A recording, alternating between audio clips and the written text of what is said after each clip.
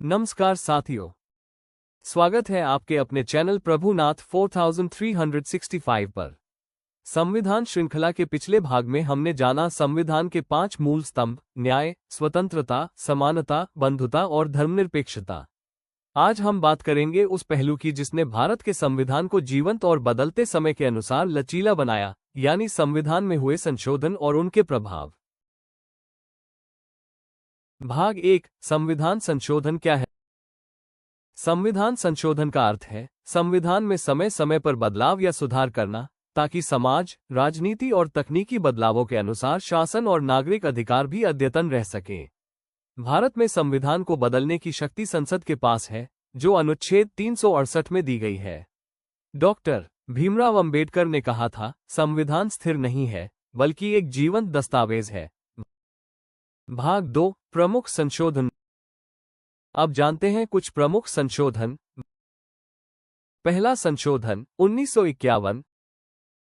अभिव्यक्ति की स्वतंत्रता पर उचित नियंत्रण लगाया गया। भूमि सुधार और सामाजिक न्याय को मजबूती दी गई। 42वां संशोधन 1976। इसे संविधान की आत्मा में बड़ा परिवर्तन कहा जाता है। प्रस्तावना में 3 शब्द जोड़े गए: समाजवादी, धर्मनिरपेक्ष और अखंडता, और मौलिक कर्तव्यों फंडामेंटल ड्यूटीज जोड़े गए। 44वां संशोधन 1978। आपातकाल की शक्तियों को सीमित किया गया। नागरिकों के अधिकारों की रक्षा की। 73वां और 74वां संशोधन 1992।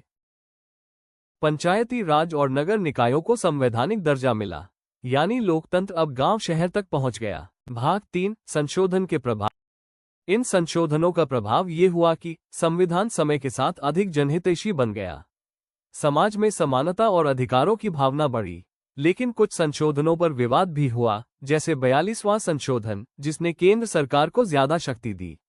इसी कारण केशवानंद भारती बनाम केरल राज्य 1973 केस आया, जहां सुप्रीम कोर्ट ने कहा, संविधान की मूल संरचना बेसिक स्ट्रक्चर को बदला नहीं जा सकता। भाग 4: आज के दौर में संशोधन का महत्व। आज भी समय समय पर संविधान में संशोधन होते रहते हैं, ताकि बदलती जरूरतों के अनुसार कानून बन सके। यही संविधान की खूबी है कि यह परंपरा और परिवर्तन दोनों को साथ लेकर चलता है। दोस्तों, संविधान को समझना मतलब भारत की आत्मा को जानना। अगर ये वीडियो जानकारीपूर्ण लगी हो तो इसे लाइक करें, शेयर करें और चैनल प्रभुनाथ 4365 को सब्सक्राइब करें। अगले भाग में हम बात करेंगे संविधान में मौलिक अधिकार और मौलिक कर्तव्य के बारे में। तब तक के लिए जय संविधान, जय भारत।